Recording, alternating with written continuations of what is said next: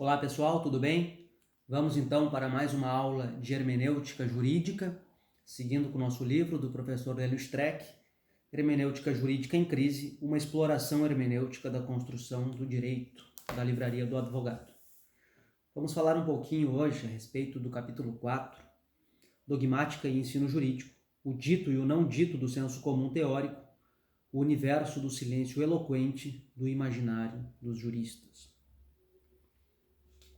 Nesse capítulo iremos fazer uma reflexão de forma bastante crítica a respeito da forma a qual ensinamos e aprendemos o direito e a forma a qual os juristas em geral aplicam ou ensinam ou escrevem sobre direito dentro de uma problemática muitas vezes invisível em um primeiro momento, porque aquilo que é óbvio só é óbvio para quem sabe que é óbvio.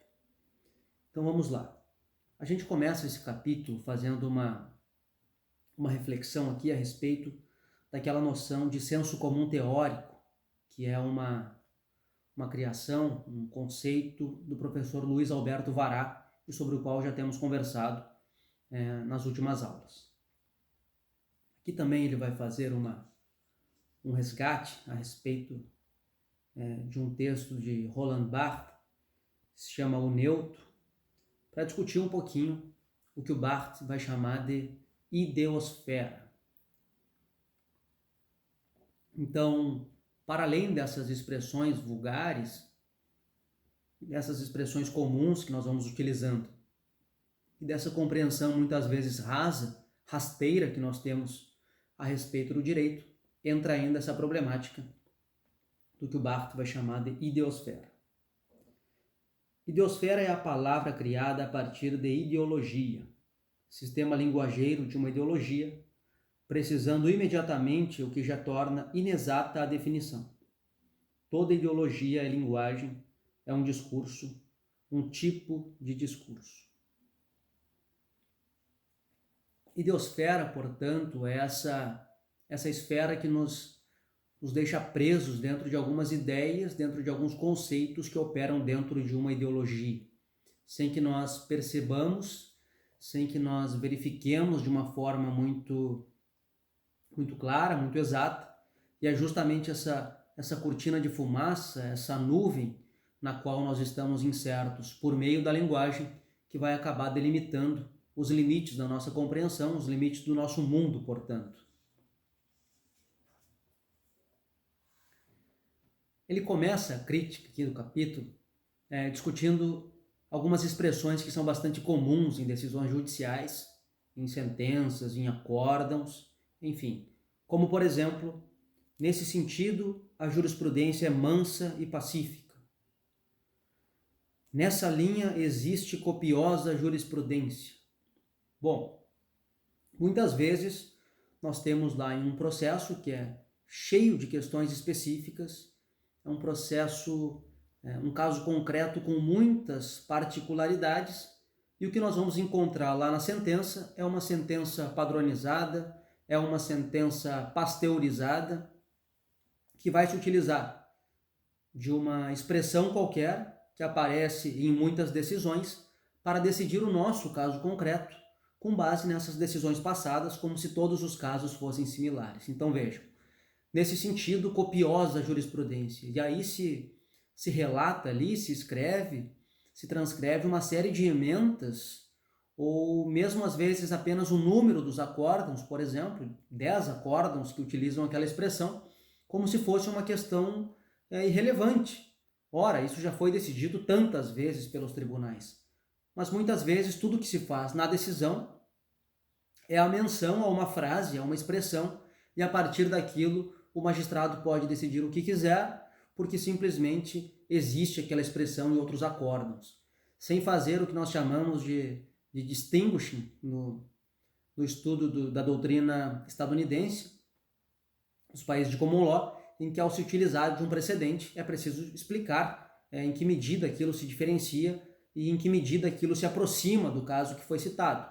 Aqui parece que nós adotamos esse mau hábito de tão somente referir o número dos acórdãos, o número dos processos, nas quais uma determinada expressão aparece, por exemplo. Esse tipo de paradoxo, esse tipo de problemática que nós enfrentamos, ele precisa ser analisado com muito cuidado, justamente por aquilo que já falamos, que é o fato de o óbvio só ser óbvio para quem sabe que é óbvio. Da mesma forma, esse paradoxo, essa relação, ela só é paradoxal na medida em que nós compreendemos esse paradoxo de fora, né, da doxa, de fora dessa ideosfera. A cultura calcada em manuais, muitos de duvidosa cientificidade, ainda predomina na maioria das faculdades de direito. Bom, aqui nós ingressamos em uma outra problemática, mas que dialoga também com essa que acabamos de falar, que é o fato de nós adotarmos ao longo da faculdade, de muitas faculdades, do ensino jurídico como um todo, na forma como está colocado hoje no Brasil, essa cultura de estudar por manuais. Não bastasse estudar por manuais, muitas vezes acabamos estudando por manuais simplificados, manuais descomplicados, ou até mesmo o que o Lênio vai chamar de uma plastificação do direito, na medida em que às vezes o estudo não é nem mesmo por esses manuais simplificados e descomplicados, mas por um resumo plastificado que nós compramos aí nas mais diversas livrarias. Então isso vai gerar um problema muito grande e nós já vamos ver por quê. Vejam, por exemplo, a respeito dessa questão das decisões unida ainda com uma cultura manualesca. Por muito tempo se entendeu no Brasil, as decisões judiciais foram bastante numerosas nesse sentido, de que dentro de uma relação conjugal, dentro da relação matrimonial, a mulher não poderia se negar a ter relações sexuais com o seu marido, a esposa não poderia se negar a dormir com o seu marido sem uma justificativa. Então vejam o absurdo disso. E isso era utilizado, era um exemplo dado em manuais, muitos códigos penais comentados, enfim. Queriam dizer que não configuraria o estupro o fato de o marido forçar a mulher a ter relações sexuais. Isso porque era tido como exercício de um direito da relação matrimonial, da relação conjugal, fazer sexo com a esposa. Vejam o tamanho do absurdo. E à medida em que as decisões vão sendo tomadas nesse sentido, simplesmente passa-se a reproduzir esse trecho, essa construção, que era amparada inclusive por muitos manuais, e era uma doxa, era algo que estava já dado ao direito e parecia não haver uma forma de sair disso. Bom, então aqui nós já percebemos a importância de sermos capazes de romper com os manuais em determinados momentos e também a importância de cada decisão, de cada precedente ser readequado à realidade, porque os princípios, muitas vezes, eles nos orientam para um outro caminho que não apenas o da reprodução de decisões passadas, tradicionais, mas sim a compreensão da realidade política do momento, político-jurídica e moral, por que não, do momento em que nós estamos vivendo. Outro problema que nós temos em relação a essa cultura manualesca é o fato de nós utilizarmos exemplos que são também clássicos em doutrina. Todos vocês já devem ter cursado a disciplina de Direito Penal 1 e muito provavelmente viram lá nos manuais que o exemplo para o estado de necessidade é o dos náufragos lá. É um navio que afunda e tem apenas uma tábua e tendo dois sobreviventes ali disputando pela tábua, um tenta afastar o outro ou tenta afogar o outro para ficar com a tábua para si, por uma questão de estado de necessidade. Vejam, é uma situação muito extraordinária, pode nos ajudar a compreender em alguma medida, mas por que não, ao falarmos de estado de necessidade, falarmos da criança que vai ao supermercado, ou do jovem, ou do adolescente, ou do jovem adulto, enfim, que vai ao supermercado e furta alguns pacotes de bolacha porque não tem o que comer e também a sua família não tem o que comer e não tem de onde retirar o sustento. Então vejam, não é isso também um estado de necessidade? A crítica aqui é que talvez nós não queiramos nos aproximar da realidade, dos problemas sociais reais, verdadeiros, e fiquemos nos agarrando a essa doutrina incolor, inodora, vazia, distante da realidade, ao invés de falar daquilo que efetivamente deveria ser a nossa preocupação quando pensamos direito em um país como o Brasil.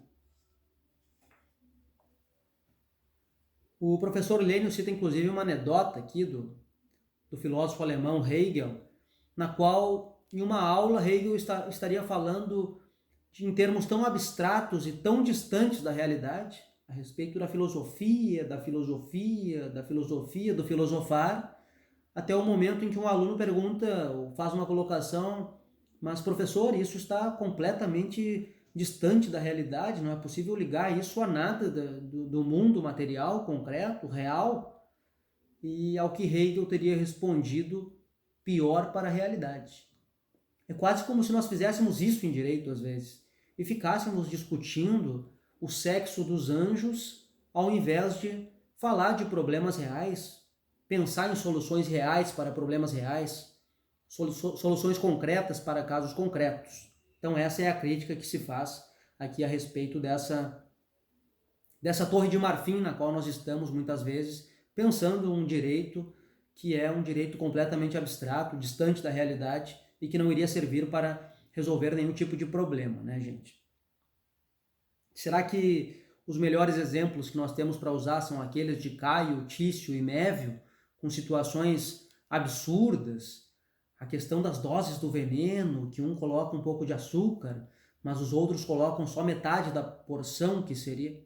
Ok, talvez isso tenha algum fundamento e eventualmente venha a acontecer na realidade, mas talvez nós pudéssemos utilizar exemplos mais reais, mais próximos à realidade, para que nós pudéssemos pensar o direito com maior assertividade, com maior concretude no que diz respeito à realidade. Então vamos lá, isso reflete em alguma medida essa grande dificuldade que tem a dogmática jurídica, né, as doutrinas, em lidar com a realidade social. Mais uma vez aqui, vejam, pode-se perceber que grande parte das sentenças, pareceres, petições e acórdãos é resolvida a partir de citações do tipo: nessa linha, a jurisprudência é pacífica, ou já decidiu o tribunal tal que legítima defesa não se mede milimetricamente. Então vejam o problema desse tipo de afirmação ou de frase solta que pode vir acompanhada de qualquer coisa. Ao dizer que a legítima defesa não se mede milimetricamente, ora, o que é óbvio, eu posso dizer o que eu bem entender. Eu posso utilizar isso tanto para justificar uma legítima defesa quanto para afastá-la.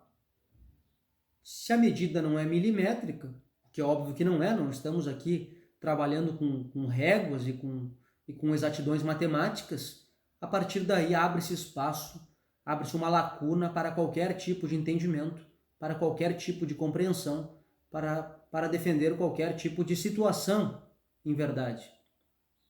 Então isso não parece adequado para que nós pensemos o direito, na medida em que o que nós queremos é não um direito discricionário ou decisões discricionárias, mas algo que se aproxime da realidade, algo que nos ofereça não só a segurança jurídica, mas respeito a princípios políticos, respeito à estrutura, ao Estado democrático de direito, não a partir de uma filosofia da consciência, mas a partir de um compartilhamento da linguagem, que é o que nos deve dar um horizonte, ao mesmo tempo que é o que deve nos limitar a todos, não abrindo espaço para grandes aberturas nesse sentido, como a gente pode observar nesse exemplo, mas sim que a linguagem seja um fechamento que nos auxilie a encontrar respostas constitucionalmente adequadas para os casos concretos. Bom, os fatos não cabem na ementa ou no precedente. Então vejam, muitas vezes para justificar uma decisão, que muitas vezes é uma decisão que é um copia e cola, até mesmo as mesmas ementas são citadas. Em alguma medida, por mais que uma decisão em algum momento seja uma decisão absurda, se ela foi citada uma vez, foi citada outra, e ninguém abre essa ementa para compreender exatamente o que diz aquele caso concreto, quais eram as peculiaridades daquele caso concreto, nós vamos aceitando e vamos operando o direito num sentido que é completamente distante da dogmática, como ela deveria ser, pelo menos. Então nós aceitamos decisões, aceitamos emendas, ao elaborarmos as decisões, ao elaborarmos as petições, não nos detemos às particularidades dos casos concretos que estamos utilizando como emendas, lemos tão somente aquela emenda, separamos o trecho que nos interessa, jogamos lá na petição, como se isso fosse um indicativo de alguma coisa. Se nós não fazemos esse processo de análise do caso que nós estamos utilizando para comparar, para aproximar do caso no qual nós estamos trabalhando ou para afastá-lo, nós estamos incorrendo em um erro, né, primordial em termos de direito, que é comparar alhos com bugalhos. Nós não podemos utilizar coisas diversas para tentar justificar simplesmente uma opinião que é aquela que nós queremos que seja. O direito nunca pode ser o que eu quero que ele seja, ele tem que ser o que ele é de fato. Fosse um precedente no sentido norte-americano, essa holding somente poderia ser utilizada com força vinculativa se ficassem comprovadas as especificidades do leading case, e seu abandono seria possível apenas a partir de uma distinguishing. Bom, o que é holding aqui? Holding é a manutenção da decisão, leading case é aquele caso líder, é o caso que nós estamos utilizando como um parâmetro anterior, e distinguishing é operar a distinção do caso que acontece, caso concreto do processo que está sendo julgado, operar a distinção em relação àquele outro caso que estava sendo utilizado como parâmetro. Nós não podemos mudar uma decisão passada se o caso... não podemos simplesmente inventar uma decisão para o caso concreto do processo atual, se há um caso que é praticamente igual ali atrás e não há nada entre os casos que os separe, que os distingua. Nesse sentido, parece que a doutrina norte-americana, que a doutrina estadunidense está bastante à frente no que diz respeito a essa utilização de precedentes. Agora veja, quando nós estamos falando aqui a respeito desse processo, de utilização desse procedimento, de utilização de precedentes, de operar, fazer esse distinguishing ou não, verificar quais são os argumentos que cabem, que se mantêm, que se sustentam, nós estamos utilizando uma decisão do passado para verificar se essa decisão do presente pode ou não ser modificada, tendo como parâmetro uma decisão do passado. Isso é uma coisa. Agora, o que nós fazemos no Brasil com talvez uma maior frequência do que seria o recomendado é a edição de súmulas vinculantes. E a súmula, diferente do precedente, ela se projeta no futuro. Então, nós pegamos uma determinada situação, editamos uma súmula, resolvendo tudo que vai acontecer daqui para frente que tem a ver com aquela matéria. Vejam o problema disso, gente. Estamos pacificando o entendimento para casos futuros, sem considerar as particularidades daquele caso futuro. Basta lá no futuro, quando acontecer algo similar àquela matéria que foi simulada, que o julgador se utilize da súmula para resolver e pacificar a questão. Não há discussão, é a morte do direito. Claro que, talvez em algumas questões mais procedimentais, seja adequado regular algumas situações a partir de súmula, ainda que não seja o ideal. O ideal é que isso venha por meio de lei. Agora, o que não pode é os tribunais estarem legislando dessa forma para o futuro, para casos abstratos que nós não sabemos como serão, e todo mundo vai aceitando esse tipo de situação sem sequer criticar isso, sem sequer fazer uma reflexão a respeito disso, o que é bastante problemático em termos de direito.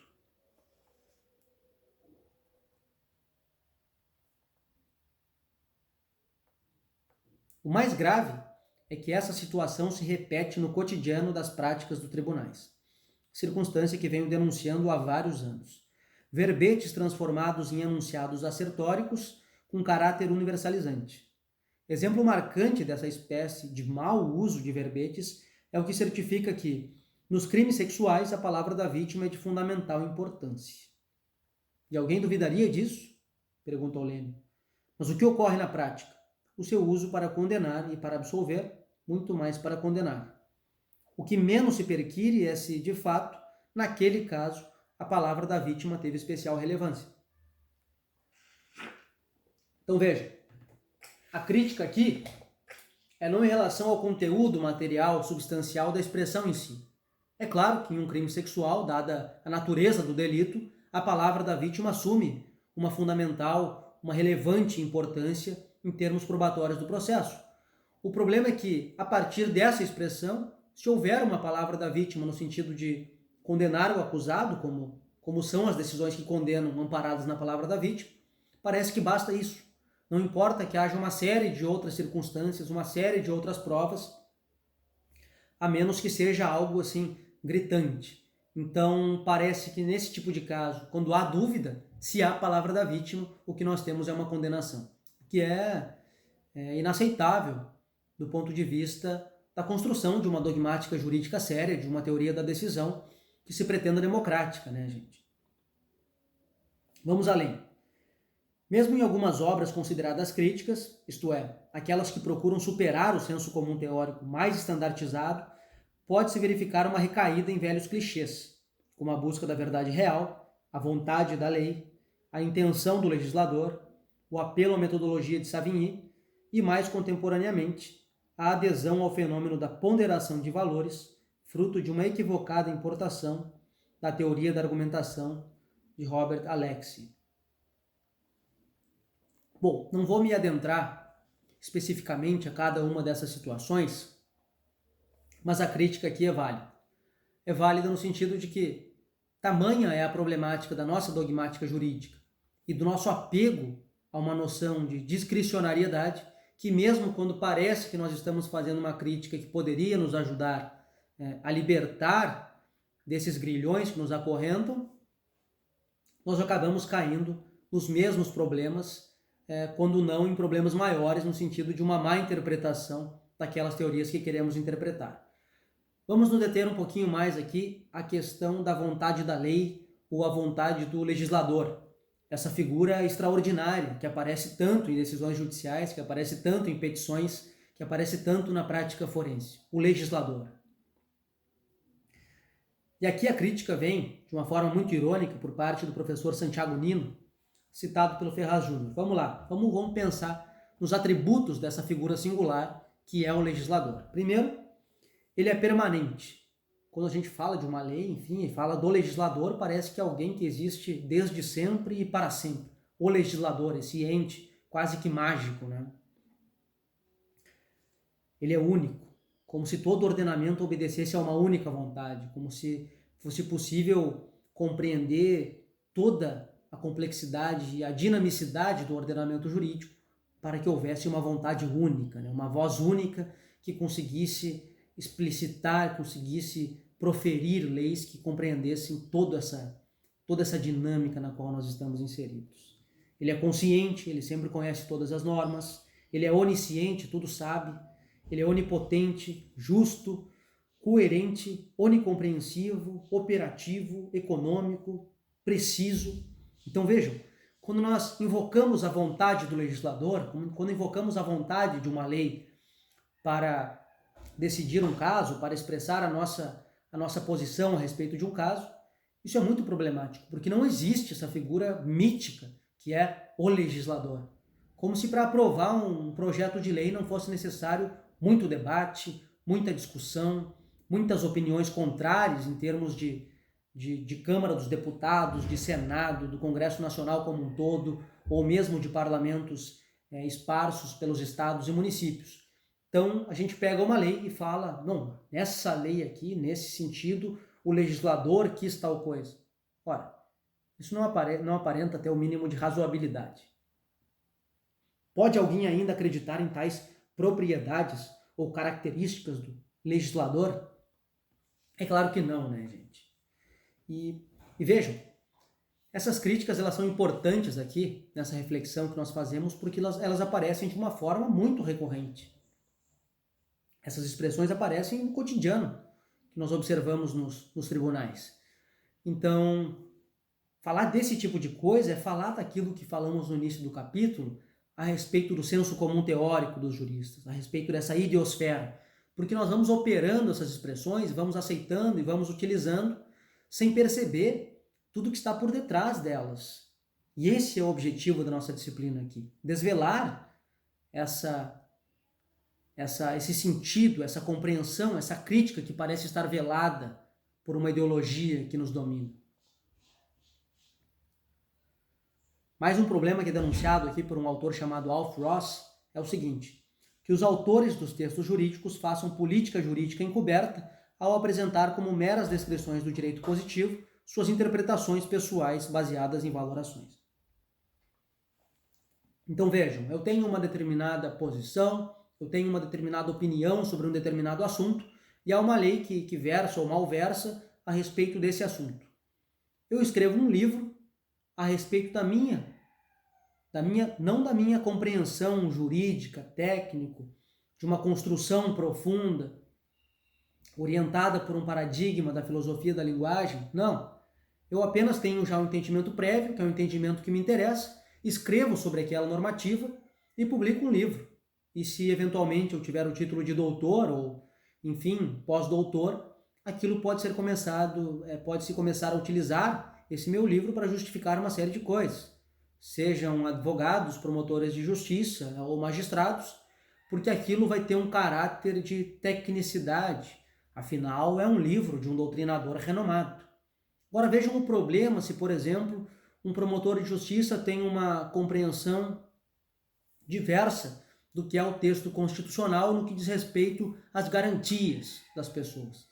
E ele escreve um texto argumentando por A mais B mais C, enfim, argumentos de toda a ordem de por que, nesse ponto específico, garantias constitucionais não devem ser acolhidas no que diz respeito a uma matéria específica. E a partir daí, outros promotores de justiça começam a se utilizar dessa doutrina e, eventualmente, um magistrado acolhe a tese, um outro magistrado acolhe, ou o mesmo magistrado acolhe, e daqui a pouco nós já vamos ter uma jurisprudência a respeito daquilo, de uma tese que foi produzida com interesse não acadêmico, mas sim com interesse político, de influenciar em decisões, de influenciar em processos, e a partir daí vejam o tamanho do problema, porque aquilo vai acabar se cristalizando em outras decisões.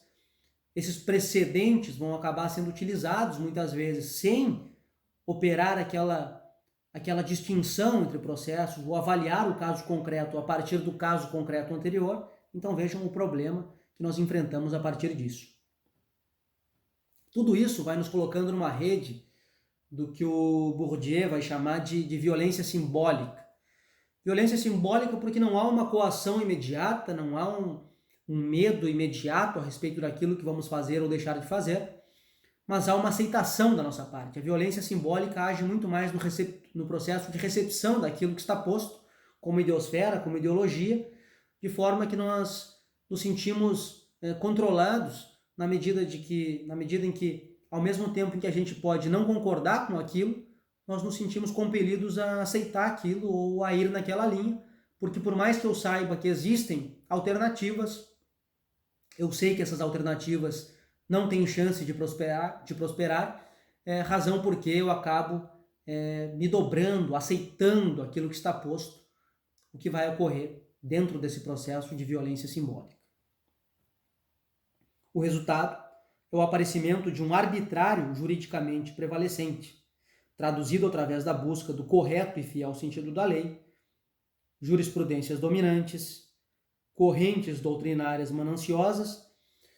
Tudo isso vai nos gerando hábitos no plano jurídico que vai nos submetendo cada vez mais a processos discricionários em que juízes decidem como bem entendem, como bem querem, e há uma série de expressões para justificar aquilo que são não compreensões decorrentes de uma compreensão do direito, né, na sua integridade e na sua coerência, mas sim acabam manifestando apenas arbitrariedades, apenas discricionariedades por parte daqueles que estão emitindo essas sentenças.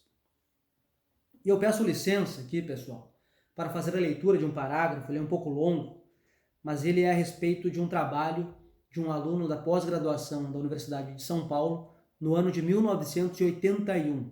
E vejam como muito disso aqui está presente ainda nas nossas relações forenses. O ensino do direito, como está posto, favorece o imobilismo de alunos e professores. No esforço de renovação, uns atingem o grau de doutrinadores e o prestígio da cadeira universitária. Os outros, além do mítico título de doutor, obtêm a habilitação profissional que lhes permite viver de um trabalho não braçal, white collar. A tarefa do ensino para o aluno é cumprida nestes termos. Aprendido o ABC do processo e do direito civil, já está habilitado a viver de inventários e cobranças sem maior indagação. É claro que este operário anônimo do direito é necessário. Mas por que deve ser inconsciente? Sua atividade passa a ser meramente formal, sem influência no processo de tomada de decisão e no planejamento. O jurista formado por escolas, convém lembrar, não será apenas advogado, será também o juiz que fará parte, afinal de contas, de um dos poderes políticos do Estado. A alienação do jurista, deste modo, colabora também na supressão das garantias de direitos. É que o centro de equilíbrio social, ou de legitimação, é colocado na eficiência, não no bem do homem. Começa-se a falar em um bem comum que só existe nas estatísticas dos planejadores, mas que a pobreza dos centros urbanos desmente. E em nome desse bem comum, alcançável pela eficiência, sacrificam-se alguns dos valores que talvez não fosse inútil preservar. Vejam a riqueza desse trecho. Se não é exatamente isso que nós fazemos até hoje nas faculdades de Direito. Vocês devem agradecer pela oportunidade de poder pensar criticamente a partir dos ensinos, a partir dos processos de aprendizagem que vocês têm. Eu tenho certeza que há também em todas as faculdades professores que pensam de uma forma crítica e que possibilitam esse tipo de reflexão. Agora, quando o aluno ele não compreende isso e ele continua estudando por esses manuais prêt-à-porter, por essa doutrina fast food, por essa doutrina pasteurizada, simplificada, descomplicada, plastificada, nós vamos ter um problema muito grande ali à frente. Primeiro, porque a pessoa não se percebe nessa rede da ideosfera, nessa rede ideológica, nesse senso comum teórico dos juristas e passa a agir como uma marionete, como uma engrenagem do sistema, sem poder nunca contestar esse sistema, esse establishment jurídico e sem poder romper com essa tradição que muitas vezes muito mais prejudica do que contribui para uma evolução do direito. Será que nós devemos abrir mão desses objetivos centrais da nossa Constituição em nome de uma suposta eficiência da máquina pública, ou seja lá como se queira chamar isso no século XXI? Será que muita coisa mudou lá de 81 e dessas reflexões para o que nós estamos vivendo hoje? Sair dessa bolha é algo fundamental, é algo extremamente necessário. Desconfiar de tudo é algo extremamente necessário. Eu sempre digo a vocês, desconfiem de tudo que eu falo, desconfiem de tudo que nós estamos estudando. Desconfiem até mesmo de vocês mesmos, quando começarem a se achar muito convictos a respeito de alguma coisa. É assim que nós vamos avançando, desconstruindo e reconstruindo, dialogando na dimensão da linguagem. Nós precisamos avançar. Apesar de tudo isso, o direito, instrumentalizado pelo discurso dogmático, consegue ainda aparecer aos olhos do usuário operador do direito, como ao mesmo tempo seguro, justo, abrangente, sem fissuras e, acima de tudo, técnico e funcional. Não há nada mais perigoso para o jurista do que a confiança nesse aspecto tecnocrático, como se o direito fosse algo dado a priori, como se houvesse possibilidade de resolver a complexidade da vida que aciona o Poder Judiciário por mera técnica, e não com todos esses elementos de ideologia que influenciam o próprio processo. Isso tudo é possível extrair a seguinte assertiva: ou se acaba com a estandartização do direito, ou ela acaba com o que resta do direito. Passados tantos anos em pleno paradigma do Estado democrático de direito, do giro ontológico linguístico, falaremos sobre isso na próxima aula, e do novo constitucionalismo, vejam o que nós ainda observamos. Ainda não se construiu um modelo de ensino que supere a leitura de leis e códigos comentados. Muitas vezes o nosso ensino, nosso estudo, acaba relegado a isso. Estudo de códigos, estudo de leis comentadas, como se fosse possível extrair, como se fosse possível compreender o direito a partir desse tipo de técnica, o que chega a ser algo até mesmo risível, né? Pensar que se pode aprender o direito estudando o Código Penal, tão somente. A doutrina, que a cada dia doutrina menos, está dominada por produções que buscam, nos repositórios jurisprudenciais, ementas que descrevem, de uma forma muito breve, o conceito do texto enquanto enunciado linguístico. Então, muitas vezes a própria doutrina, ao invés de doutrinar, bebe nessas fontes jurisprudenciais que perpassam por todos os problemas sobre os quais nós já falamos e se publica livros como se isso fosse efetivamente doutrinar. Me parece que nesse sentido a Alemanha está alguns anos-luz à nossa frente, na medida em que a doutrina efetivamente doutrina a aplicação do direito naquele país. Os professores são muito mais respeitados, têm um nível muito mais elevado de status no sentido de produção de direito e de respeito por parte das cortes alemãs.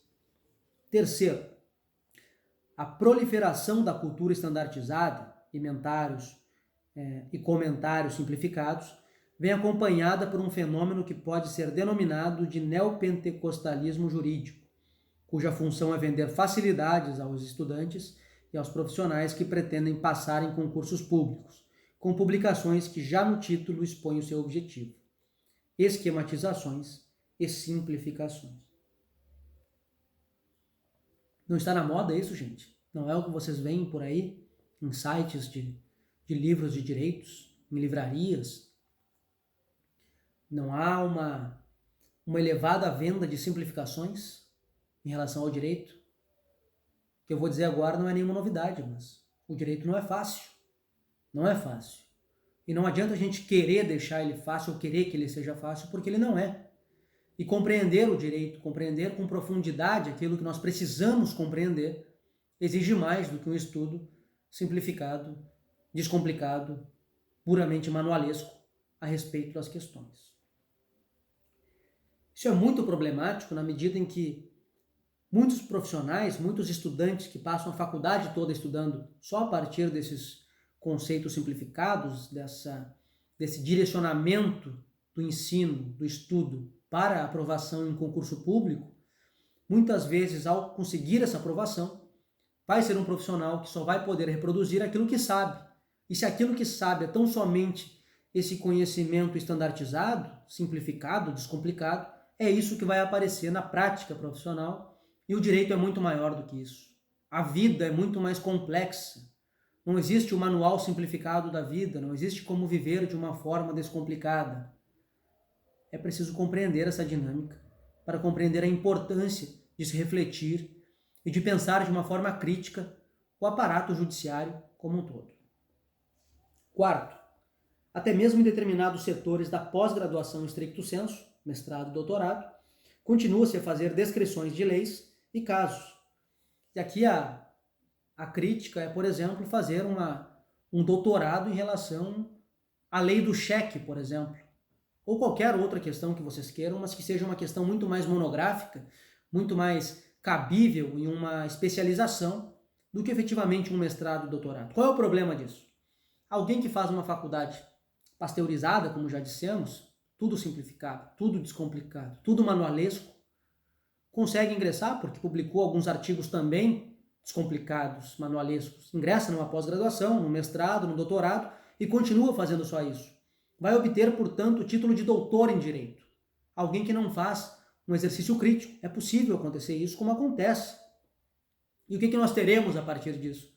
Teremos essas teses que falamos, teremos esses livros de doutrinadores, afinal são doutores, que vão expressar uma opinião pessoal, justificando na vontade da lei, na vontade do legislador, importando alguma teoria extraterrestre para o ordenamento jurídico brasileiro de uma forma equivocada, porque não estudaram o direito com a profundidade que deveriam, e tudo isso vai compondo esse mosaico que é o nosso ordenamento jurídico brasileiro, com todos os seus problemas e limitações. Quinto, por outro lado, nem sequer conseguimos elaborar um novo modelo de provas de concursos públicos. Continuamos com esse modelo de questões de múltipla escolha, continuamos com casos de Caio, Tício e Mévio, Continuamos com o naufrágio do navio lá e a tábua que é disputada por 2 pessoas, sem falar em questões absolutamente absurdas que vão aparecendo em termos de concursos que admitem provas dissertativas. Então, o que fazer, né? Como romper esse modelo? Será que nós não estamos caminhando por um caminho equivocado ao fazer esse tipo de avaliação para aprovar ou não alguém a uma carreira de membro do Ministério Público, uma função tão importante, de magistrado, de juiz de direito? Temos que pensar sobre isso.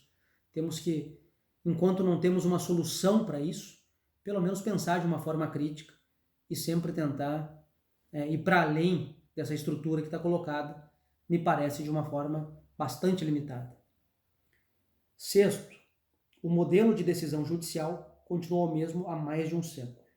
A fundamentação restringe-se à citação de lei, da súmula ou do verbete, problemática que se agrava com a institucionalização da súmula vinculante. Então, todas aquelas questões que falamos, seja uma decisão fundamentada na vontade da lei, seja a utilização dessas expressões ou de verbetes que aparecem recorrentemente na jurisprudência, sem explicar exatamente as particularidades de cada caso concreto, e pior ainda, a questão das súmulas vinculantes, que nos vinculam para o futuro, independente do que virá, acabam causando um grande problema no sentido do desenvolvimento de uma teoria da decisão judicial, acabam gerando uma insegurança jurídica muito grande, porque muitas vezes é efetivamente o caso concreto que vai determinar a decisão do magistrado, mas essa decisão do magistrado a partir do caso concreto é não uma decisão a partir do direito, de uma compreensão do direito como sendo aquilo que deve dar a resposta, mas apenas aquilo que o magistrado entende que é a melhor solução para o caso e a utilização do direito apenas para fundamentar isso. Vejam, eu não posso pular o penhasco e construir uma ponte para os meus amigos atravessarem. É preciso construir essa ponte, é preciso respeitar o processo que deve ser adotado na construção de uma decisão. E esse processo, essa ponte que leva do caso concreto até a solução do caso, é o direito, na sua completude, na sua coerência, na sua integridade. E é isso que nós precisamos desenvolver. Daí a correta exigência de Dworkin, de uma responsabilidade política dos juízes. Também iremos conversar sobre isso mais à frente. E por fim, as decisões devem estar justificadas, e tal justificação deve ser feita a partir da invocação de razões e oferecendo argumentos de caráter jurídico, como bem assinala Davi Ordonez Solis. Aliás, o Tribunal Europeu de Direitos do Homem, dos Direitos Humanos, já decidiu. As decisões judiciais devem indicar de maneira suficiente os motivos em que se fundam. A extensão deste dever pode variar segundo a natureza da decisão e deve ser analisada à luz das circunstâncias de cada caso particular. Em tese, nada de novo em relação ao nosso ordenamento, em que a Constituição Federal, lá no seu artigo 93, inciso 9, exige a fundamentação de todas as decisões do Poder Judiciário. O problema é quando essas decisões estão supostamente fundamentadas, mas que, se nós analisarmos o fundo, não há uma fundamentação efetiva, há apenas um colacionar de jurisprudências anteriores, há apenas uma utilização de verbetes comuns naquele tipo de caso para justificar uma posição do magistrado e não para fundamentar realmente aquela decisão. E há uma diferença sutil, mas há uma diferença substancial entre essas duas modalidades de decisão. Tá bem, minha gente? Por essa aula é hoje. Infelizmente não poderemos discutir toda a origem da ideia de linguagem. Vamos ter que começar já pelo século XX, faremos uma breve explicação a respeito do que há antes disso, mas espero que vocês estejam conseguindo compreender. Nosso grande objetivo aqui é não falar meramente sobre métodos de interpretação, mas compreender isso que está por debaixo, né? Desvelar o que está escondido nas nossas práticas cotidianas de ensino, de aprendizagem, de utilização de doutrinas, de dogmática, de atuação profissional, de cotidiano forense. É para isso que serve a filosofia, né, gente? É para isso que serve a hermenêutica. Espero que isso tudo esteja tudo tenha sido bem compreendido e, como sempre, me coloco à disposição para sanar qualquer dúvida. Muito obrigado pela atenção e até a próxima aula.